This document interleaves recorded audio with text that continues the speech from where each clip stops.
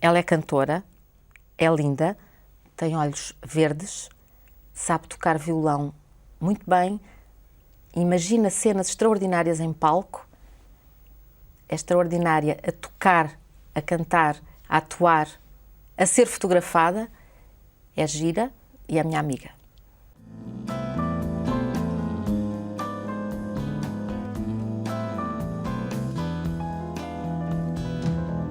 Nosso amor não vai parar de rolar, de fugir e seguir como um rio, como uma pedra que divide o rio. Me diga coisas bonitas. Nosso amor não vai olhar para trás, desencantar nem ser tema de livro. A vida inteira eu quis um verso simples pra transformar o que eu digo. Rimas fáceis, calafrios. Fura o dedo e faz um pacto comigo. Um segundo do teu no meu, por um segundo mais feliz.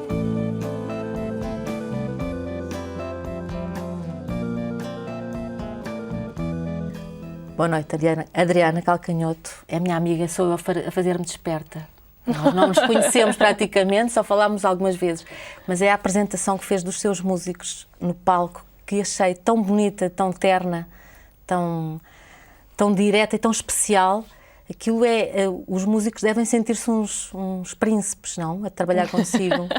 Eu espero que sim. Na verdade, eu apresento só as qualidades, né? Sim. Os defeitos, não. Esconde. Escondo. Mas também não têm grandes defeitos. Se conseguem viver juntos tanto tempo, não podem ter grandes defeitos. Não, não tem. Na verdade, eles são generosíssimos, assim. Eles me aguentam, eles suportam ali o que eu estou fazendo.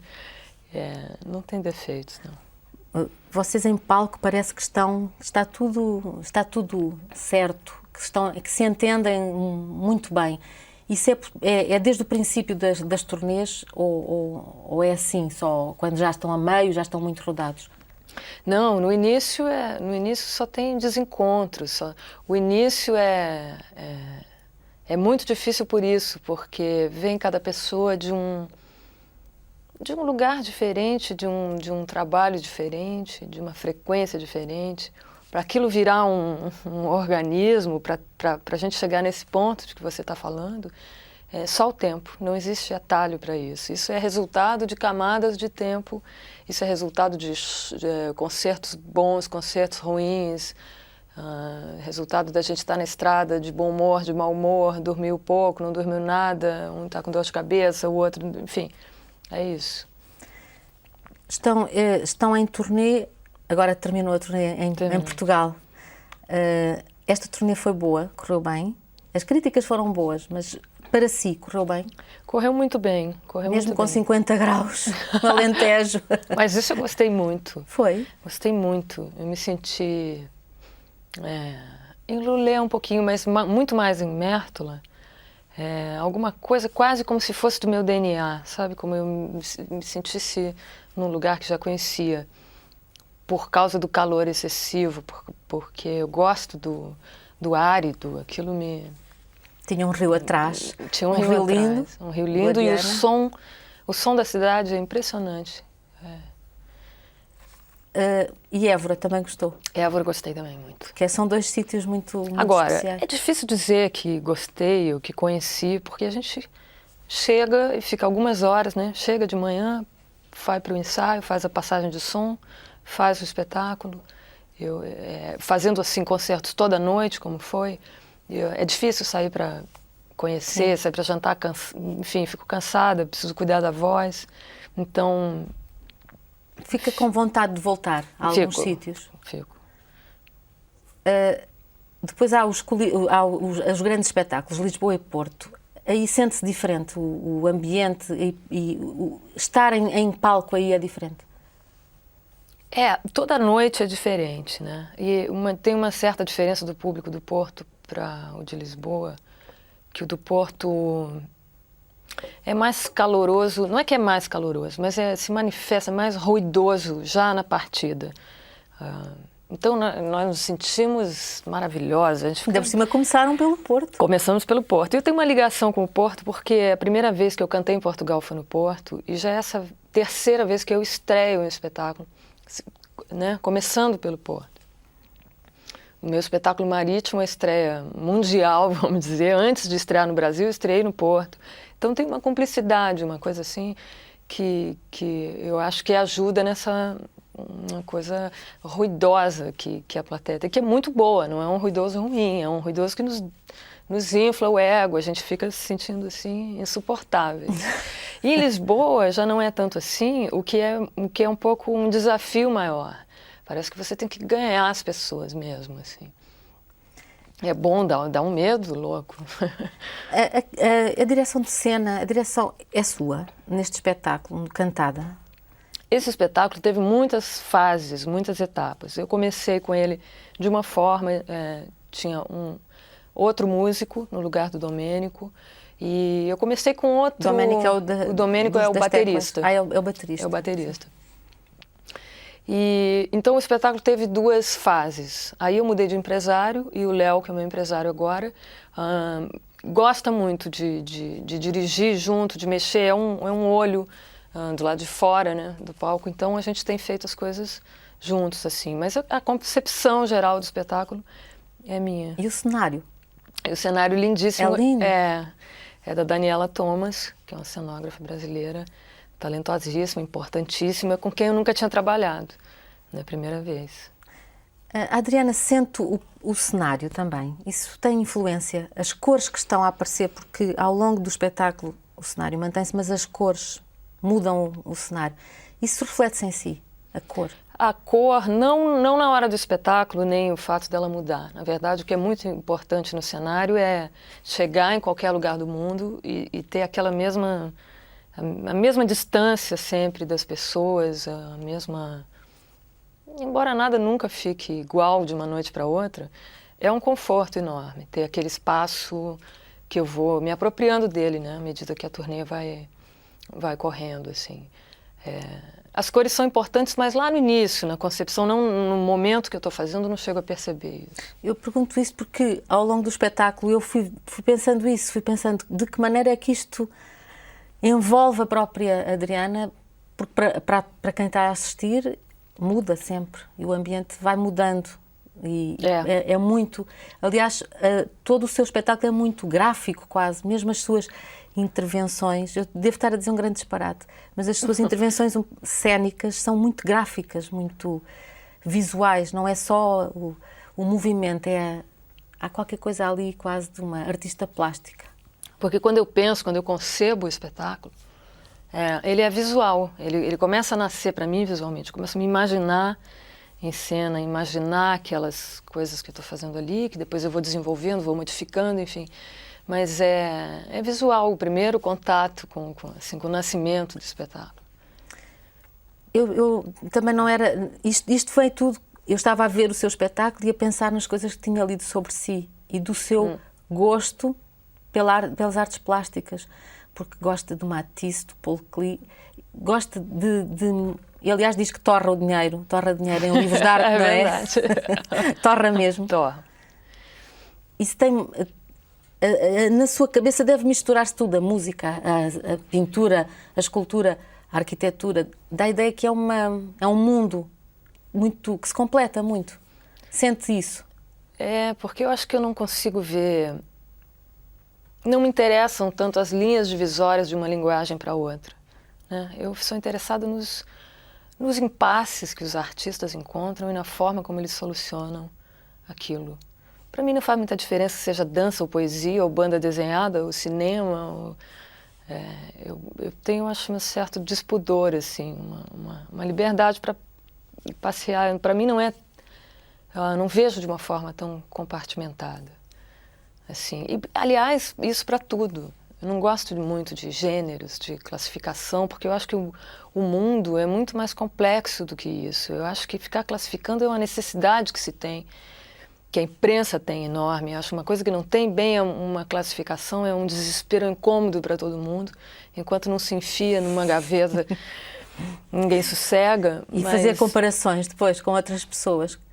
não é? Claro, é a primeira então, coisa. Pois, a primeira coisa, ela faz lembrar, embora eu tenho que confessar, houve momentos no espetáculo que eu me lembrei dela e Regina, mas porque estava completamente influenciada pelo facto de saber que quando era criança ela cantava, ia lá à sua casa e ensaiar com o seu pai, que era baterista. Não, na verdade ela não ia na minha casa. Ele chegou a tocar com ela uma época, mas eu acho que eu não tive contato com ela. Não a conheceu? Não. Não. Eu percebi assim. Não, meu pai tocou com ela, mas eu acho que eu era um bebê. Eu não tenho a memória de estar com ela. Talvez até já possa... andam a dizer que... Porque eu li isso, eu tenho... Não. Eu li isso e, portanto, comecei logo a transpor as coisas, porque nós imaginamos logo depois coisas a seguir, não é? Então a Elis... Mas não se deve acreditar em tudo que se lê. E sobretudo o que aparece, o que os jornalistas dizem. Pois, então... É complicada a situação. Então, vou à fonte. Não conheceu a Elis? Não conheci a Elis. Pronto. Mas sente alguma ligação? Uma época eu ouvi muito, quer dizer, na minha infância teve isso, quando eu era um bebê, a minha mãe é uma fã alucinada de Elis Regina, para ela não tem ninguém no mundo como Elis Regina, né? A maior cantora de todas para ela. E ela lembra que viu Elis Regina muito no começo, quando eu era uma garota cantando, talvez no rádio, nem sei se foi na TV. E ela teve uma impressão, assim, de estar diante de alguém que ela via que ia ser grande. E a ligação dela é enorme. Aí, então, quando eu era criança, eu ouvi muito. Depois parei de ouvir, e depois, quando comecei a comprar os meus discos, parei de ouvir a música que os meus pais ouviam, e comecei a comprar os discos, Bethânia, Caetano, e, enfim, descobri a música popular brasileira. Então, voltei para Elis, e aí me inteirei, assim, da discografia, daquela trajetória. E eu me lembro que o último show que ela fez em Porto Alegre, o último concerto, era uma fase que eu estava ouvindo, estava apaixonada pelo disco, que era o último disco que ela fez, e aí fui no concerto, e é a cidade natal de Elis Regina, né? Porto Alegre, das duas. E era uma vergonha, porque tinha muito menos da metade do ginásio, estava muito vazio, e ela fez um show maravilhoso, espetacular. E aí eu senti necessidade de conhecê-la, de ir lá no camarim e tudo, e ela não estava recebendo o público. Só jornalistas. E aí eu me passei para o jornalista, porque aquilo durou 10 minutos, e aí alguém me descobriu, me tiraram de lá. Enfim, não consegui... Nessa altura já cantava, Adriana? Não cantava... Não cantava. Em público? Não. Pensava nisso, mas na verdade eu nunca cantei. Eu não cantava. Não era Gal Costa, sabe? Que botava a panela na cabeça e ouvia a própria voz. Nunca tive isso. Não? Não. Como é que foi acontecendo? Como é que chegou aqui? Eu não sei. A coisa não se dava com o canto nesse sentido, né? Assim, a coisa primorosa do som. Mas eu lembro, por exemplo, que eu gostava de dublar Rita Lee, via Rita Lee, via Secos e Molhados, esses artistas da performance, da transformação. Não era aquela coisa do recital da cantora, do som. Era uma coisa de me transformar por inteiro, assim, que eu achava interessante. Então isso eu achava que eu queria, mas na verdade eu não treinava, eu não cantava, eu tocava violão, isso sim. Sempre gostei de tocar violão, fazia as aulas. E o professor que eu tinha de violão só gostava de compositores de piano, de Tom Jobim e de João Donato. Então era horrível aprender a tocar violão, porque era muito difícil. Era a mesma linguagem, não era? Era complicado. Então eu odiava aquilo, abandonava, depois voltava. Sempre foi assim. Continua sendo assim a música, né? Vai e vem. Porque há alturas em que se zanga com a música? Não é que me zangue propriamente, mas às vezes eu acho que tem música demais no mundo. Não precisa tanta música. E aí me incluo nisso. Acho também às vezes desnecessário, inútil. Não precisa ter música no elevador, música no aeroporto. Mas na sua... Canso. Na sua música, na sua vida também há alturas em que não pode ouvir música? Em que corta? Quase não ouço música. Quer dizer, tem fases em que eu ouço, mas em geral não ouço. A Adriana tem umas fases diferentes ao longo do ano, ao longo do tempo da sua vida. Não é? Há as fases em que está de criação, depois gravação, depois a turnê. Tudo isso são momentos completamente diferentes. Como é que vai mudando também? Uma espécie de camaleão como os seus olhos. Não é? Porque são verdes, mas ficam azuis se houver um azul. Eu acho que o que eu aprendi, e foi bom ter aprendido muito cedo, é que esse ciclo de que você está falando precisa... O que precisa mover esse ciclo é o desejo. Eu já fiz turnê querendo, quando o desejo era de estar compondo, ou compondo porque precisava ter uma safra de canções para gravar, mas o desejo era estar no palco. E contrariar esse desejo não dá certo, não tem motivo. Por mais que tenham contratos e compromissos a serem cumpridos, e eu sou muito rigorosa nisso, isso me ajuda, isso é uma coisa da minha formação, e eu cumpro os meus compromissos e gosto, e me sinto bem, assim. Mas antes disso, mais importante do que isso, é compor na hora que o desejo é compor e fazer concertos na hora que o desejo é de estar no palco e assim por diante. Essa eu acho que é a chave para continuar, né? No entanto, tem de facto os compromissos. Há quanto tempo começou este espetáculo Cantada? Comecei em outubro. Em outubro, estamos em junho, quase julho. Já viu? Durante este tempo não compôs? Não compus. E não sente falta? Na verdade, depois? fiz uma letra, porque o Francis Haime me mandou uma melodia, que é dele com Vinícius de Moraes. Me deu 6 meses para fazer uma letra. E eu fiquei totalmente bloqueada, porque como a melodia era do Vinícius, como é que eu vou fazer uma letra para uma música do Vinícius? Eu não conseguia. Mas aí quando eu me dei conta que eu tinha que ligar para ele, no último dia do prazo. Eu teria que ligar para ele e dizer: Francis, muito obrigada por esse privilégio, por esse presente que você me deu, mas eu não consegui.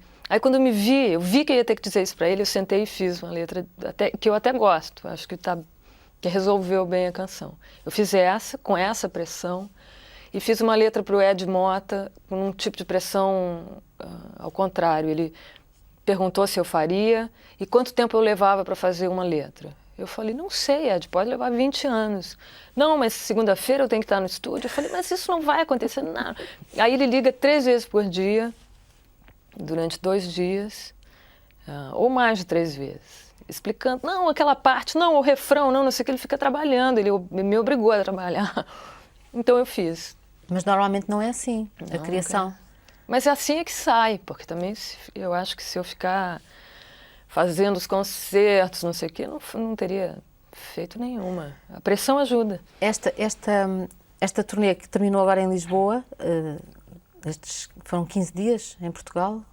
15 dias? Não, eu cheguei antes, eu fiz entrevistas, fiz promoção. Eu sei. Você sabe. Aí eu fui para Madrid para lançar o disco, depois voltei já para os concertos. Agora vai voltar para o Brasil. Vou. Portanto, quando for vista esta entrevista, já está no Brasil e já está outra vez em palco. Ah, sim. Regressa ao palco, continua. Continua. Até quando é que tem que fazer? Em que tem? Eu não sei, a gente não tem uma data para parar. Eu acho que o que for acontecendo, vai acontecendo. Enquanto tiver convites, no Brasil, a gente tem voltado nas cidades, o que é muito bom, né? Faz o concerto Com o mesmo e aí espetáculo? e as pessoas pedem para voltar e a gente volta. E é diferente o primeiro e o segundo espetáculo no mesmo sítio com uma diferença grande? Porque tem o tempo, né? Tem o tempo, assim, de assimilação do próprio espetáculo. Tem a gente, né? Que já fez outros. Quando volta lá, já fez muitos outros. As pessoas ficam mais íntimas do repertório. Enfim, é diferente. Aqui, por exemplo, em Portugal, houve... A Adriana, não nesta digressão, mas noutras, teve em palco consigo o António Chainho. Que ontem foi ouvir, não foi? Esteve com ele ontem a ouvir. Aí eu arrastei ele para o fado, porque é uma maravilha ir para o fado com ele, né? Porque ele é uma lenda viva e fica dando aulas de fado. Assim, é muito interessante ouvir os fados com ele, porque ele diz: não, esse poema, essa música, não. São milhares de histórias, assim. E como é que depois consegue conciliar em palco, ter o Chainho e estar a cantar com ele? Cantou com ele? Cantei com ele. E sente-se bem numa situação em que há uma diferença e depois tem que haver uma proximidade também. Há muitas parecenças depois, diferenças e semelhanças, não é? Foi muito bacana, porque exatamente pelas diferenças, assim. E ele é muito sério, gosta de ensaiar, a gente se identificou muito, nós ficamos amigos imediatamente, assim. E era muito bonito quando ele entrava, quando eu chamava ele no palco e os portugueses batendo os pés no chão, assim, era muito comovente. Ele entrava em muitos lugares, foi realmente emocionante. E a gente tocava, eu cheguei a cantar um fado, eu tocava na guitarra e eu fiquei ensaiando muito no Brasil essa música. É uma letra, é um fado tradicional, que agora eu não me lembro bem qual é, acho que é Tamanquinhas, com uma letra do João Monge, que a Mísia gravou no disco dela. E aí eu fiquei ensaiando muito no Brasil, mas quando eu cheguei aqui em Portugal e ele tocou a guitarra dele junto, aí sim parecia um fado, porque só comigo não parecia. Mas neste espetáculo Cantada, há um momento em que diz: não vou tocar guitarra portuguesa, mas eu já toquei esta canção em guitarra portuguesa. Conseguiu tocar? Eu inventei uma coisa. Da mesma maneira que eu toco um violão completamente inventado, eu inventei ali um arpejo para aquela canção no estúdio. Mas eu me senti bem de fazer aquilo no estúdio, porque no estúdio você inventa e desinventa. Se ficar horrível, você apaga a gravação, enfim. É muito diferente de sentar na frente de 3.000 portugueses e tocar guitarra portuguesa se eu não ter coragem. Pois, ali tocou com o violão e disse: imaginem que isto disse que inventou uma maneira de tocar violão. O que é isso? Isso porque eu ignoro a harmonia. Eu não tenho noção de harmonia, do que seja harmonia. Porque não aprendeu, é Porque isso? não aprendi. E sente falta? Não. Não? Não, mas acho que as pessoas de música sentem. Isso é que faz o meu violão ser único. Essa ignorância das escalas é pela ignorância das escalas que eu posso compor, né? Mas hoje em dia é mais resolvido para mim isso, não é mais doloroso como já foi, assim.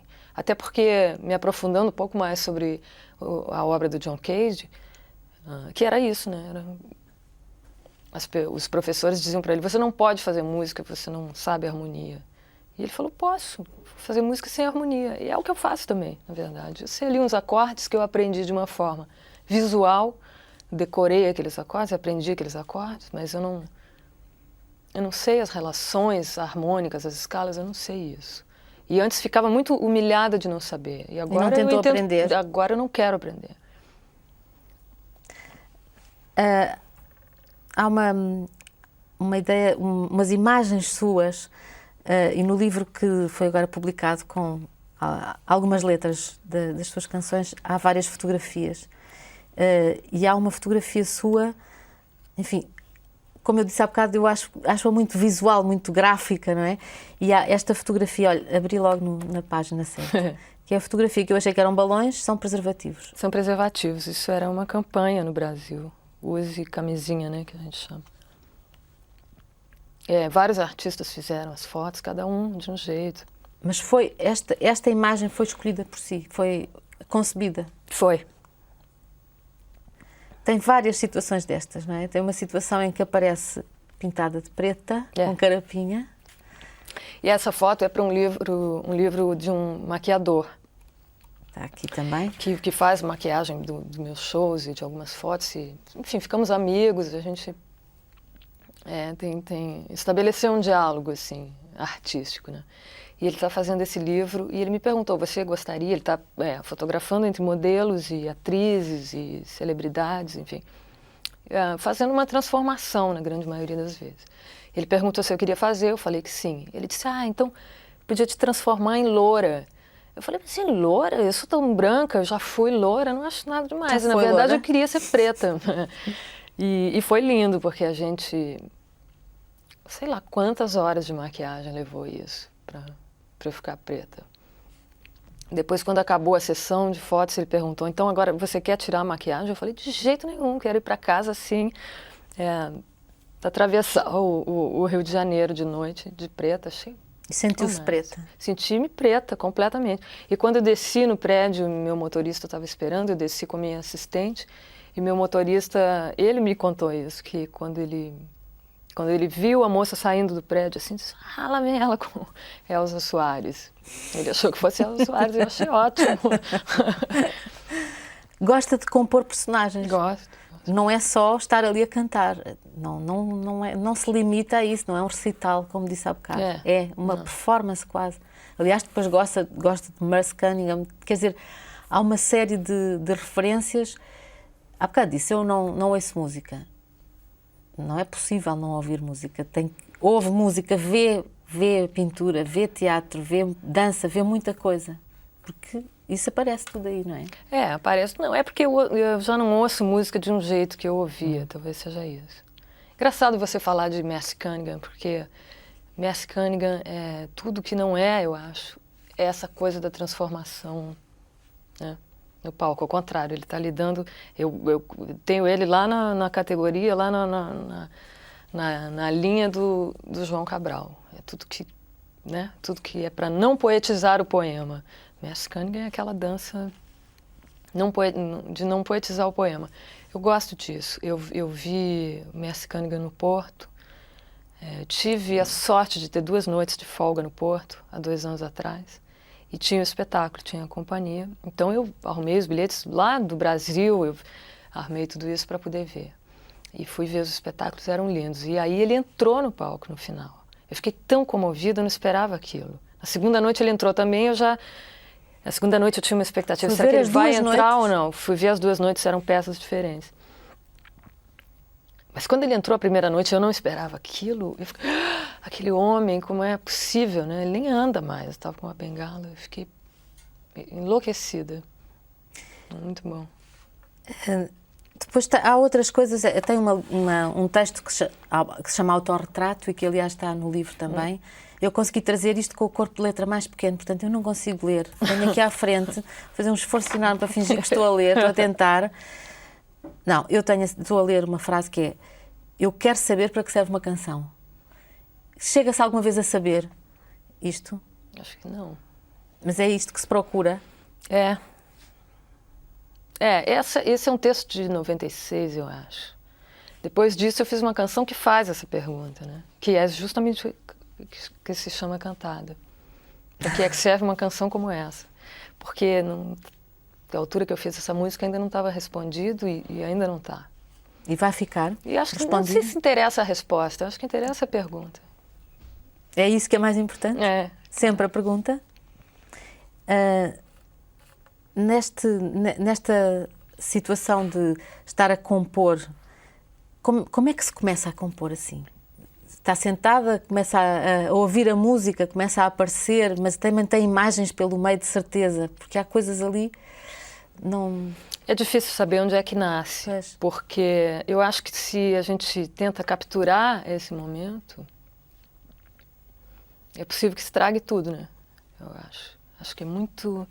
Mas quando eu chego a tomar consciência de que eu estou inaugurando uma canção nova, ela sempre já vem de algum lugar, né? Ela sempre já está sendo trabalhada. Exatamente o momento que ela começa, eu não sei qual é.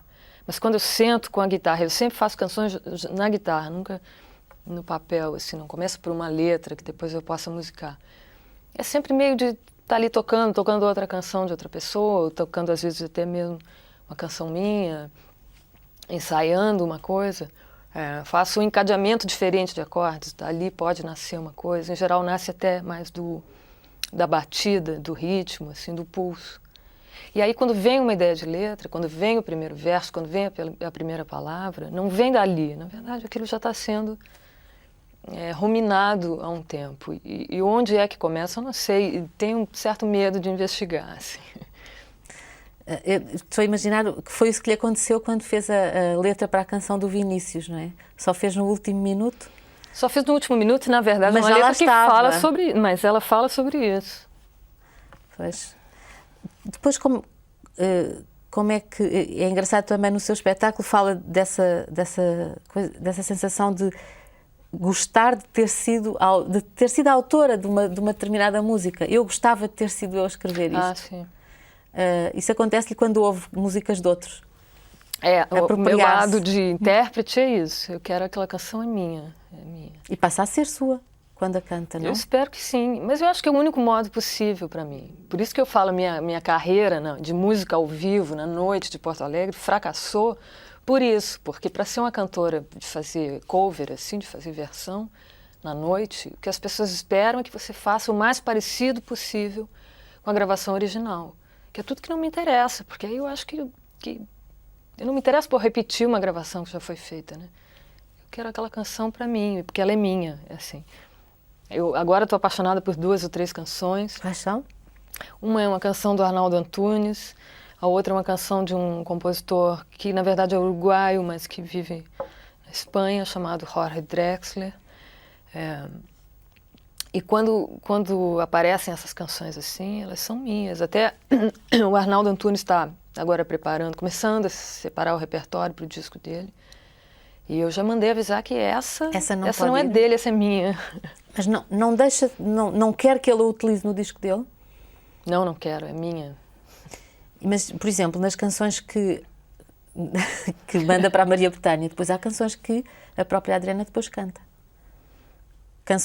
Não partilham canções. Isso é uma partilha? Isso é uma partilha. Mas o meu sentimento é muito diferente ser uma autora e mandar uma canção para Maria Bethânia e é dela. Não é minha, é dela. Mas pode ir depois roubá-la? Mas aí ela já gravou e aí pronto. Aí, não deixa de ser dela porque eu vou gravar. É muito diferente o sentimento de autora do sentimento de intérprete. Essa canção, a terceira canção que eu estou apaixonada, é uma canção que não foi um sucesso no Brasil, mas enfim, é uma canção nova de uma dupla que faz funk e que eu canto a canção no concerto, que eu fiquei completamente apaixonada na primeira vez que eu ouvi, e aí dá esse clique, é minha. E aí eu começo a trabalhar e cantar e tocar na guitarra como se fosse minha, como se eu estivesse construindo mesmo a canção. Aí sim, aí eu tenho ciúme, não quero que ninguém cante, é minha. E as que eu faço para os outros são... Aí não. E há canções que faz só para si? Eu acho que sim. Acho que sim.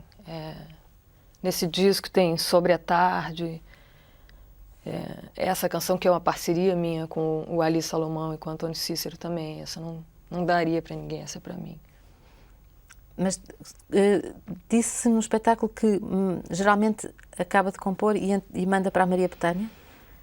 Eu sempre sinto que eu estou devendo canções para a Maria Bethânia, assim. Sempre... É ela que faz sentir, que ela põe ela aquele faz ar, sentir assim. E eu deixo. Sim, eu deixo, Ela merece. Ela merece. Então eu dou para ela. Se ela gostar, é dela. Se ela não gostar, então eu pego para mim ou mando para outra pessoa. Mas ela não gosta dos seus títulos? Não gosta. Muda?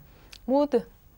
E pode mudar? Claro, pode fazer o que quiser. Ela pode fazer o que quiser, ela tem mais direitos do que os outros, Quem são as outras pessoas que têm assim muitos direitos na sua vida? É muita gente, na verdade. É muita gente. Mas ela especialmente? Ela especialmente. Porque, na verdade, se ela mexer no título de uma canção, num verso de uma canção, numa nota, ela sempre tem razão. Se você olhar, ela tem razão. Ela trabalha sobre as coisas, não é de jeito nenhum uma coisa que pareça essa imagem que a gente tem engraçada, né, de Maria Bethânia, como se aquilo fosse do nada, fosse uma coisa simplesmente, vamos dizer, temperamental, que não tivesse um sentido. Não, ela trabalha arduamente as coisas. E quando ela está propondo esse tipo de modificação, ela vai ter razão. Como é que é essa relação entre pessoas que têm a mesma profissão e que são do mesmo mundo, no entanto são mundos separados, ou não? Como é que consegue falar-me sobre isso? Eu acho uma pergunta tão difusa que eu não saberia responder e pensava, o que é que esta me está a perguntar? Ela não é boa da cabeça. Mas você está perguntando especificamente com Maria Bethânia? Bom, com Maria Bethânia é muito especial para mim, porque ela é... Quando eu ouvi Maria Bethânia nos discos, nessa época, eu fui ouvir discos por mim mesma, descobri coisas que não eram a música que os meus pais ouviam. E eu ouvi discos ao vivo de Maria Bethânia. Então aquilo para mim não era uma voz, não era uma cantora, uma pessoa, era uma coisa que eu não consigo explicar direito, porque era aquela voz cantando daquela forma e ela dizia coisas, né? As letras que ela escolhe, as coisas que ela estava dizendo, aquilo foi me arrebatando, foi me impactando. Então, sempre foi difícil chegar perto de Maria Bethânia, sempre tive medo dela, assim, e não quero chegar muito além de um ponto. Assim, nós somos amigas, ela é generosíssima comigo, sempre foi maravilhosa, mas eu não vou além de um ponto porque não quero. Então, isso que você está me perguntando, na prática do trabalho, a gente fala sobre as canções. Posso mudar o nome da canção? Pode, enfim, tudo certo. Mas, para mim, tem uma... Ela sabe disso, já falei muitas vezes. Tenho medo dela, que eu nem pretendo perder, acho que não precisa. Há umas pessoas em relação a quem o medo é importante. Acho que é. Não é bem medo, é? Não acho outra palavra. Também não pensei muito sobre isso. Também não é Talvez pesado, haja também não é uma melhor. palavra pesada se nós não lhe dermos demasiado peso, não é? Se não lhe dermos confiança, é uma palavra boa. Ter medo é bom. As músicas que ouvia com os seus pais eram o quê? Era Piazzolla, era uma fase, teve Pink Floyd, tinha de tudo. Meu pai era bem curioso, assim. Ele trazia coisas, ele procurava coisas. Eles gostavam muito de Edson Machado, que é um baterista de bossa nova. Era basicamente música instrumental. Não havia voz nessa altura? Pouquíssimo. Mas com a sua mãe, sim. O seu Meu pai era- gostava de João Gilberto e minha mãe gostava de Elis Regina. Você vê que logo, algum tempo depois, eles se separaram, né? Porque era bastante incompatível. Assim. Eram poucas coisas de canto. E depois, isso ali, vamos lá ver se conseguimos acertar, se os jornalistas disseram alguma coisa certa, que ouvia a música com os seus pais e era uma determinada música com qualidade, séria, a chamada música, pronto, com algum peso. E depois passava o dia com a sua babá e ouvia as músicas todas que passavam Da Rádio na Popular.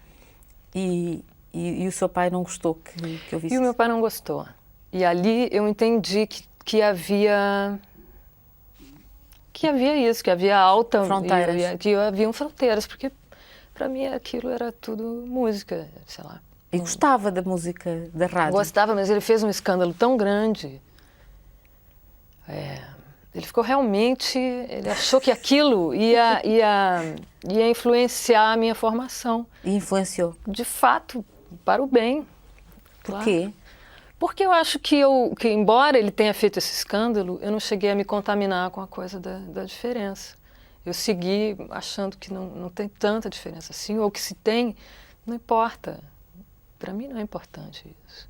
A coisa da origem das canções, assim como intérprete, para mim não interessa a origem da canção. Interessa a canção. Não posso fazer um repertório porque esses compositores são clássicos, ou porque esses têm prestígio, ou esses são... ou é fulano, não, é a canção, primeiro a canção, depois o que fez, às vezes, por isso que quando eu apareci no Rio de Janeiro, e aí se você olhasse o meu repertório, tinha Roberto Carlos misturado com, enfim, tinha música alta e baixa misturada, então as pessoas diziam, é uma cantora eclética. Que eu não caibo nessa. Não? Não. Mas não cabe em nenhuma, não é? Não. Espero que não. Você para Espero que não. Se arranjarem alguma classificação, foge dessa classificação. Fujo porque até hoje não tem nada que eu não acho que classificando aqui a gente reduz outros aspectos. Eu acho que a única coisa que não me ofende é quando as pessoas dizem que eu sou, que falam sobre a questão do minimalismo. Isso eu acho simpático, mas também não aceito o rótulo de minimalista. Acho que isso vai decepar uma série de outras coisas, isso vai sempre reduzir. Qualquer gaveta que me colocarem, eu acho que vai tirar a complexidade. Sempre acho que é tudo mais confuso do que pode caber numa gaveta só. Como aquilo que disse em relação à arte, não é? Como em relação a misturar todas as formas de arte. É um pouco, claro que eu vou dizer um absurdo aqui, totalmente ambicioso, assim, desmedido, mas você pode dizer que Pablo Picasso é um pintor? Ele fica desse tamanho se você disser que ele é um pintor, né? É tudo muito mais complicado do que isso. Essa sua ligação às artes plásticas também pinta, também é capaz de traduzir essas coisas em imagens pintadas? Pouco, porque não desenvolvi muita técnica, nem o meu não tenho desejo de expressão, assim, sabe, para pintar. Eu até pinto, mas não Não tem essa necessidade, assim. Eu não tenho uma produção. Eu gosto de pensar as questões plásticas, pensar as questões do pop. Eu gosto disso, assim. Gosto de ver como é que os artistas estão se movimentando, cada um na sua coisa. Gosto muito de ler as entrevistas, né, os depoimentos dos artistas e tal.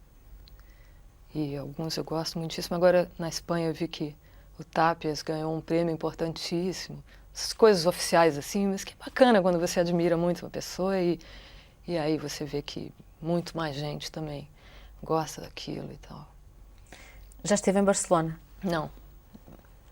Tem lá a casa do Tàpias. Pois é, a fundação. Tem que arranjar maneira de lá ir. Vou.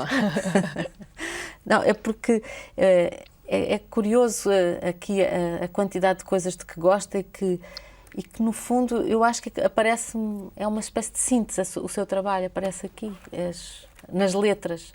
Ao mesmo tempo nas letras, nos poemas que escreve, há muitos poemas de perda afetiva, de saudade, de querer retomar. Estou a dizer um disparate? Não, eu acho que não está dizendo um disparate, só não Obrigada. sei. Está a ser simpática. Mas também não vejo nenhum problema você dizer um disparate. Não. Eu já disse não, tantos estou, aqui não. que você E as pessoas já livre. estão habituadas que eu diga disparates. Já dizem, coitada, ela é assim. É loira, não dá nada. Mas sente isso, tem noção de que há muitas canções que falam de perda? Tenho noção porque Saudade. tenho essa informação, porque as pessoas falam sobre isso, já li sobre isso, tudo. Mas isso não é uma... Não tem consciência disso?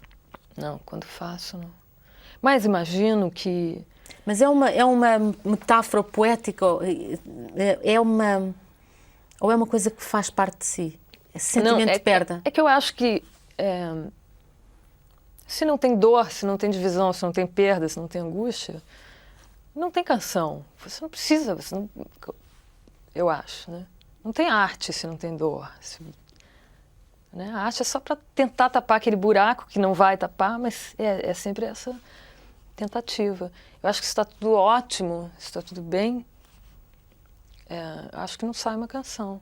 Não sei, Mozart talvez fizesse música assim, mas eu não. Não? Não é uma celebração da vida? Não.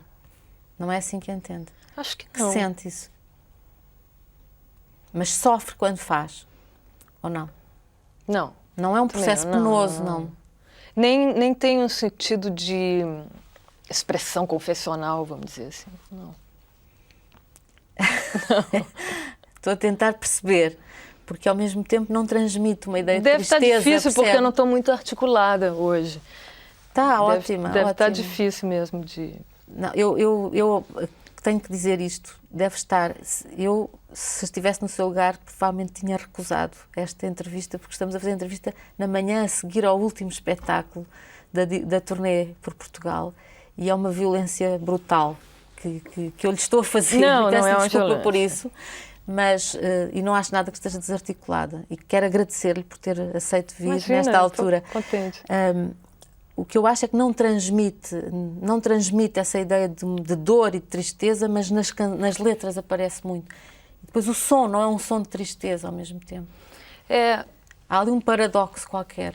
Tem muito a cultura das canções, essas canções que eu ouvia com a Babá, as canções do rádio popular, as canções que falam direto, são as canções de perda, né? São as canções, é o Roberto Carlos, Sim. é aquela coisa do humano. Você perdeu alguma coisa, não precisa ser necessariamente um namorado, mas você perdeu alguma coisa.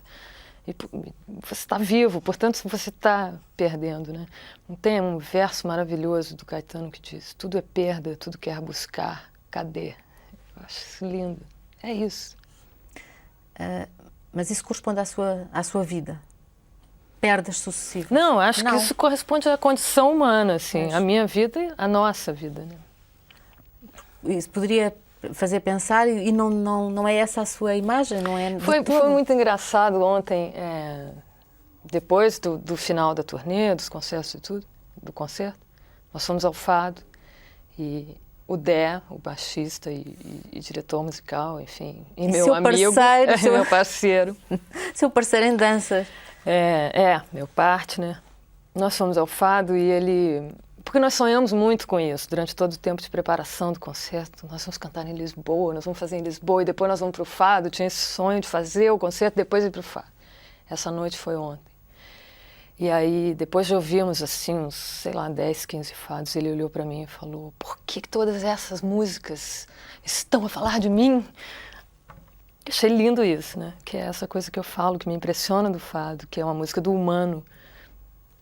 Eu acho que essas canções aí de rádio, as canções de perda, são as canções do humano. É isso. É disso que se está falando. Né? Há uma diferença entre cantar Roberto Carlos e ser esse sentido de perda humana e parece que aquilo é tudo muito simples, mas não é. Não é. Não é simples. E cantar as suas letras, as suas que são muito mais sofisticadas. Eu acho que tem diferença cantar a música dos outros e cantar a minha. Sim, mas há umas que são mais sofisticadas do que outras. Mas o que é que cantava do Roberto Carlos? Eu cantei muitas coisas. Ele tem sido muito... Ele não tem liberado gravações assim facilmente. E eu já tive 3 ou 4 canções dele, das quais eu tive que abrir mão. E isso é uma violência enorme, quando você está completamente apaixonado por uma canção, precisando Quais cantar são as canções dele que gosta? Não é propriamente o Calhambeque, com certeza. Não, mas eu já cantei o Calhambeque. Sim. Cantei. E a namoradinha de um amigo? A namoradinha de um amigo meu eu cantei muito. Brincava com a letra, assim. Que mais? Eu Sou Terrível. É proibido fumar. E as que gosta mesmo, que são paixões para si? Que teve pena, são estas? Tem uma que é ilegal, imoral ou engorda. Será que tudo que eu gosto é ilegal, é imoral ou engorda? Mas isso é uma síntese total, não é? Maravilhoso, pois da vida. Pois é.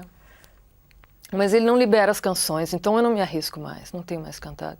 Tem uma muito bonita que é Do Fundo do Meu Coração, que eu cheguei a gravar com o Erasmo. No disco dele. Muitas canções de Roberto. Eu faria um disco de Roberto Carlos. Quer dizer, eu já tinha pensado sobre isso, mas agora eu não penso mais. Porque ele não eu tenho medo que ele não autorize e eu não quero mais passar por isso, porque é muito mais frustrante e doloroso do que parece. Assim. Você está envolvida com aquelas canções, com aquele repertório, vivendo com aquilo, e alguém diz não. E aí você precisa abandonar. Há essa ligação, assim, é tão intensa assim. É horrível, é horrível. Já passei por isso. E não é bom. Às vezes uma pessoa farta-se de uma canção, claro, zanga-se com a canção. Claro. Mas ao longo de uma turnê pode mudar, por exemplo, e dizer assim: eu esta já não quero cantar mais, não me apetece, não consigo. Isso acontece, eu acho que se isso acontece, não pode cantar a canção. Por isso é que tem que tomar muito cuidado para que isso não aconteça, porque não sei, enjoar de uma canção que é a canção onde o foco está, é a canção que é de trabalho, é a canção que todo mundo quer ouvir, que está na rádio, que não sei o quê. É um exercício enorme do convívio, assim, de tentar manter o frescor, tentar cantar aquela canção como se fosse a primeira vez, ou como se fosse o início, como se fosse ali o momento da paixão pela música. É difícil, mas precisa fazer, porque eu acho que cantar no piloto automático não tem sentido, eu não acho honesto, eu não gosto. Nunca lhe aconteceu isso? Me aconteceu. Sim, eu hoje de todo não consigo. Me aconteceu, mas por temperamento até eu cantei. Durou pouco, mas foi desagradável para mim, assim, cantar sem ter desejo de cantar aquela canção. Cantar porque tem que cantar. E não pretendo mais fazer. Então, fico inventando mecanismos para que isso não aconteça. Na verdade, não tem acontecido. Não tem acontecido. Mesmo Devolva-me, que é uma música que foi um sucesso enorme no Brasil, durante a turnê desse disco, eu tinha que cantar a música 2 vezes por noite, né? No encore, de novo, e às vezes 3 ou 4 vezes, porque cantava nas entrevistas, cantava... E eu pensei, quando acabar essa turnê, eu não vou cantar essa música nunca mais na minha vida. Mas não é verdade, porque eu tenho sentido o desejo de cantar. Não tenho nenhuma necessidade de cantar essa música nesse concerto agora, mas eu canto porque quero, que gosto. E há canções também com quem que a princípio não gosta e depois há ali qualquer coisa que vai buscar. Possa se revelar. Pode. De outros, canções suas, presumo que gosta sempre, ou não? Não, Não? de jeito nenhum. Às vezes acho saem que- músicas que não... e aí não saem, aí eu abandono. Vai para outros. É. Mas depois vai buscá-las Difícil. outra vez um dia. Pode acontecer, mas também não é a regra, não. Difícil, eu acho. Estou aqui pensando isso que você perguntou. Uma canção que eu não gosto, depois descobrir, De outra pessoa, não lhe Sim. aconteceu. acho que é bem difícil. Porque é logo a primeira vez que se ouve, fica logo. Fica logo. Eu sou encantada com as canções diretas, com as canções que a gente ouve e tem a impressão que já ouviu. Assim, Dorival Caymmi, Paul McCartney, esse você ouve e diz, isso sempre existiu. Claro que esse não é o único tipo de canção possível. Eu gosto das canções estranhíssimas, gosto de coisas que não são canções, gosto de música que não tem nem acorde. Mas, como a gente está falando de canções, no universo das canções, essas que são diretas, me interessam muito mais. Há uma canção muito especial que é a canção Alma Mater, do Rodrigo Leão. A casa. Exatamente. Do disco Alma Mater, A Casa. Como é que foi? Como é que chegou a essa canção? Foi ele que lhe propôs? Foi. E logo à primeira vez gostou? Gostei muito. Nós gostamos, quer dizer, Gostei aquela muito. canção é uma coisa... E na Canção sua voz, e o arranjo, né? pensou que gostava de ter escrito? Que gostava de ter escrito. Não sei se eu cheguei a pensar nisso, engraçado. Porque ela veio, né, pra mim. Essa sensação de eu gostaria de ter feito, não sei se eu cheguei a ter. Chegou por outra... Chegou de outro jeito. Não a canta em público? Fez a gravação, mas Não, não porque a não canta ao aprendi vivo? a tocar. É engraçado isso. As canções que eu, por um motivo ou por outro, cantei sem tocar na guitarra, sem tirar, sem me apropriar nesse sentido que é de trazer para a precariedade do meu violão. Quando eu não faço isso, depois eu não canto a música, porque se não aprendi no violão, não canto. Porque há canções que aparecem em discos e nunca são cantadas. É. Nós no outro dia falámos nisso por causa da Lua Vermelha da Maria Bethânia, não é? De que gosta muito. E de outra canção do Caetano Veloso, que é a história do Alexandre. É verdade, você lembrou disso. Sim, que eles nunca cantam em público, não é? Mas que gravaram. É. E também tem situações dessas, coisas que não Tem consegue muitas. cantar em público. Não é que não consiga, também eu não gosto de concertos longos, nem de fazer e nem de assistir. Então, algumas canções, obviamente, não posso fazer todas as canções, né? Algumas ficam fora. E aí vem pessoas conversar comigo depois do concerto, dizer, puxa, você não cantou não sei o que lá, não sei que música. E eu aí penso isso, como é chato, como é frustrante, quando eu vou esperando que a Bethânia cante Lua Vermelha, que o Caetano cante o Alexandre e eles não cantam. Mas eu... Percebe porque é que eles não cantam? Por exemplo, percebe porque é que a Bethânia nunca cantou em público a Lua Vermelha? Não. E não gosta. Não Está perdoa. zangada. E o Caetano, a mesma coisa, porque Alexandre é uma canção espetacular. Assim. Esse vosso entendimento é quase como se fosse uma família. Embora vocês estejam à distância, vocês conhecem-se. Eu estou a falar do Brasil e de uma série de cantores que têm qualquer coisa em comum, embora não apareçam no palco juntos. Por exemplo, o Chico Buarque. Já alguma vez cantou com ele? Não, nunca cantei com ele. Porque também nunca cantou com os outros, nunca cantou. Não, cantei sim. Cantou? Cantei com Bethânia em mais de uma situação e com Caetano também. E gosta de cantar ao lado? Dá medo, dá um pouco de medo. Sente-se uma menina pequenina. Muito pequenina. Mas não é. Sabe que não é. Não, mas eu agora estou até lembrando que quando eu cantei com Caetano, eu acho que nem foi a primeira vez, mas foi uma noite que ele tinha perdido uma pessoa lá do Candomblé, na Bahia. Ele estava tristíssimo, realmente muito arrasado. Desmarcou o ensaio que nós tínhamos, foi para a Bahia e para o enterro, para o velório, voltou, enfim. O certo era que ele nem fizesse aquele concerto. Todo mundo compreenderia que ele não fosse. Mas ele foi, e aí eu cantei. O que estava combinado é que eu cantava Vamos Comer Caetano, e ele entrava no meio, né? E ele entrou e impressionante, ele foi tão... No meio de toda aquela dor, de tudo que ele estava vivendo, eu cantei aquilo, e ele entrou no meio e me olhou e falou, estou aqui, pode comer.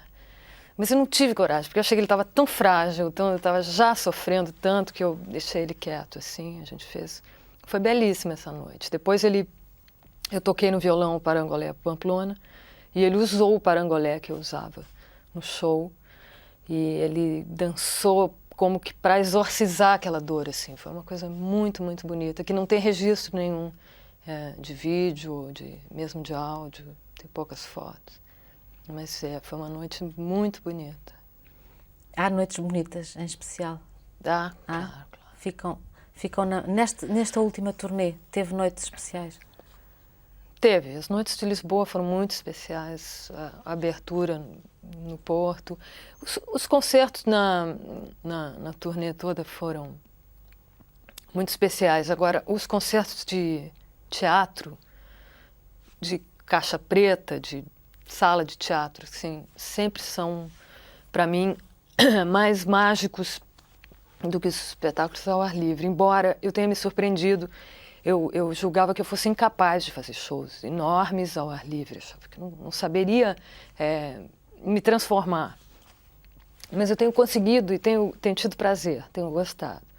Mas tem uma coisa que fica faltando nesses espetáculos, que só numa sala mesmo de teatro, só na caixa preta, com aquela cortina, é engraçado isso. O que é que falta? O que é que sente? Não sei o que é, mas não sabe explicar. Falta, não sei explicar. Adriana. Hoje não sei explicar nada, você está vendo. Não, explicou imensas coisas. Não tem a consciência de que explicou. Não é? Está tão cansada que não consegue perceber-se do que está aqui a dar. Está a pensar que não é capaz, mas está a fazer. E depois há de ver a gravação e vai ver como foi bonito. Obrigada. Eu que agradeço. Pelo seu esforço. Obrigada pela turnê, pelo espetáculo. Obrigada. Eu agradeço.